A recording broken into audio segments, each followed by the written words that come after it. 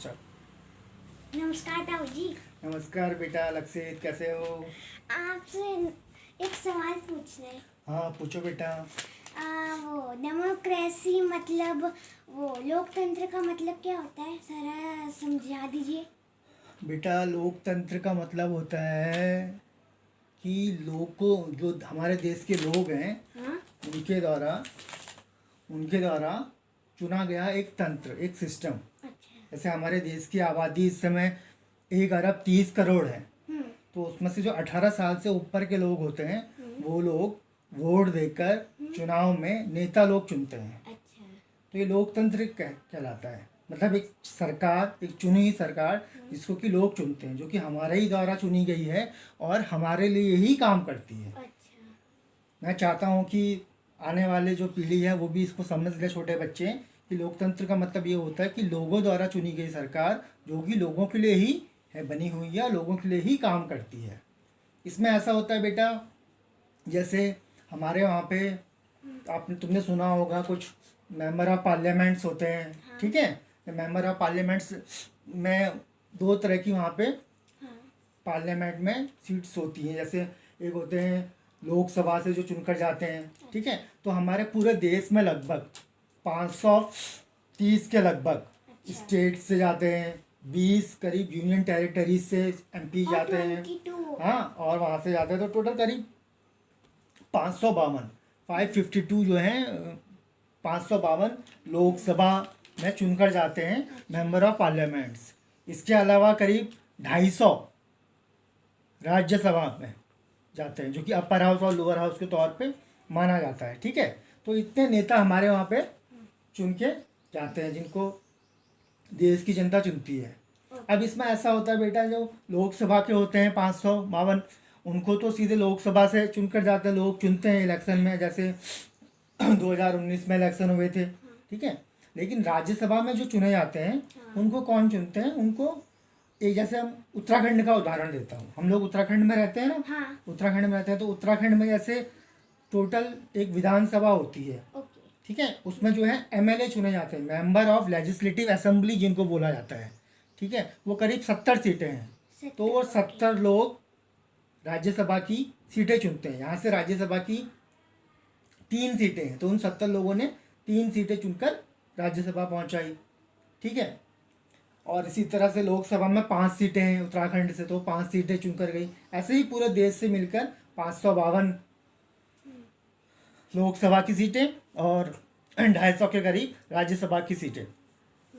तो करीब 800 के करीब तो ये नेता हैं जो कि एमपीज के तौर पर हैं, मेंबर ऑफ पार्लियामेंट हमारे देश से चुनकर गए हैं। इसके अलावा पूरे देश में, जैसे हमारे उत्तराखंड राज्य में 70 जो हैं विधानसभा की सीटें हैं, मेंबर ऑफ लेजिस्लेटिव असेंबली के मेंबर हैं, ठीक है। तो इसी तरह पूरे देश में करीब 4000 एमएलए, 4123 एमएलए हैं। तो 4000 एमएलए और 552 एमपी लोकसभा के, 250 एमपी राज्यसभा के। एमएलए का मतलब? एमएलए का मतलब मेंबर ऑफ लेजिस्लेटिव असेंबली, विधानसभा का जो मेंबर होता है। ओके। तो इतने लोग को हम चुनकर भेजते हैं ताकि ये इस सरकार को चलाएं, इस सिस्टम को सही करें। अच्छा। लेकिन उसके बावजूद क्या हो रहा है आज के दिनों में, तुम देख रहे हो हाँ। कि कोरोना की महामारी थी, ठीक है। एक साल अभी भी चल रही है, 1 साल पहले से थी, ठीक है। और इतने लोगों को हमने चुनकर भेजा, लेकिन ये लोग किसमें व्यस्त रहे? प्रचार प्रसार में व्यस्त रहे। 5 राज्यों में इलेक्शन थे, जिसमें पश्चिम बंगाल, केरला, तमिलनाडु, पौंडीचेरी और असम ये शामिल थे। तो सारे हमारे एमपी किसी भी पार्टी के हों, भले ही वो कांग्रेस के हों, बीजेपी के हों, टीएमसी के हों, सपा के हों, बसपा के हों, सीपीआई के हों, सीपीएम के हों, सब लोग 1 साल से प्रचार प्रसार में लगे थे कि हमको अपनी पार्टी को जिताना है, हमको एमपी बनना है, हमको एमपी बनना है, हमको एमएलए बनना है। एमएलए के इलेक्शन हुए थे असेंबली वाले। तो इन्होंने 1 साल बिल्कुल ध्यान नहीं दिया कि देश में कोरोना की लहर चल रही है, तो हम उसके लिए ऑक्सीजन का इंतज़ाम करें, आने वाले दिनों में हमको वेंटिलेटर्स बेड की ज़रूरत पड़ेगी, उसका इंतज़ाम करें, हॉस्पिटल्स का इंतज़ाम करें। कुछ ध्यान नहीं दिया। और अब जाके हज़ारों की तादाद में करीब 4 से 5 हज़ार लोग हिंदुस्तान में पर डे मर रहे हैं। तो इसमें बेटा गलती सिर्फ नेताओं की नहीं है, इसमें हम लोगों की गलती है, क्योंकि कैसे? इन नेताओं को चुनकर तो हम लोग भेजते हैं। अब इस वक्त हालत ये है, मेंबर ऑफ पार्लियामेंट जो हैं और या मेंबर ऑफ लेजिस्लेटिव असेंबली के ये हैं एमएलएज, करीब 30-40% तो लोग इसमें ऐसे हैं कि जिनके ऊपर थाने में मुकदमा दर्ज है। किसी में 5 मुकदमे दर्ज है, किसी के ऊपर 10 मुकदमे दर्ज हैं, किसी के में 20 मुकदमे दर्ज हैं, लेकिन वो तब भी नेता बने हुए हैं और खुलेआम घूमते हैं और देश के हित में कार्य बहुत कम कर रहे हैं, कि ये देखने को मिला है।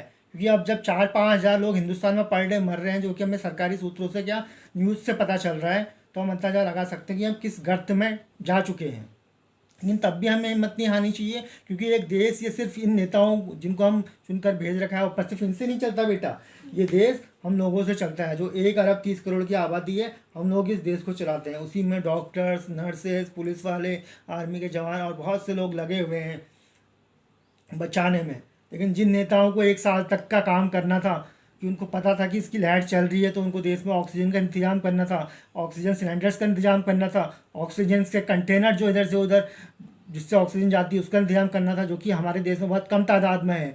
जब पता था ऐसी लहर दूसरी आएगी तो उसमें काम करना था, लेकिन नहीं काम किया। नतीजा ये है कि यार हज़ारों लोग, 5 से 6 हज़ार लोग पर डे हिंदुस्तान में गुजर रहे हैं। तो बेटा लोकतंत्र का मतलब होता है तंत्र के लिए लोगों द्वारा चुनी गई सरकार जो कि लोगों के लिए अच्छा काम करे।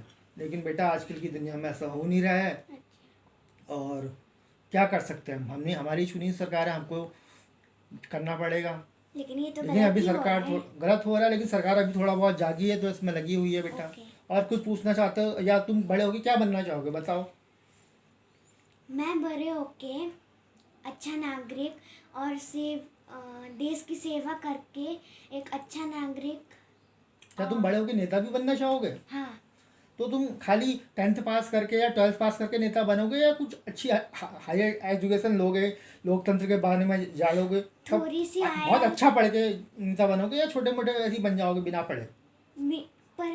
पढ़ के वो बनूंगा। पढ़ के एक अच्छा नेता बनना चाहोगे? हाँ। ठीक है बेटा, पढ़े लिखो की बहुत वो है। अगर पढ़ा लिखा आदमी नेता बना हो तो इस तरह की चीज़ें कम देखने को मिलती है। मैं लेकिन इस वक्त अपने देश के नेताओं का तब भी धन्यवाद दूंगा कि चलो अब जाके तो उनकी आंखें जागी हैं, जब इतने लोग गुजर चुके हैं और वो अच्छा काम कर रहे हैं, अपनी तरफ से लगे हुए हैं।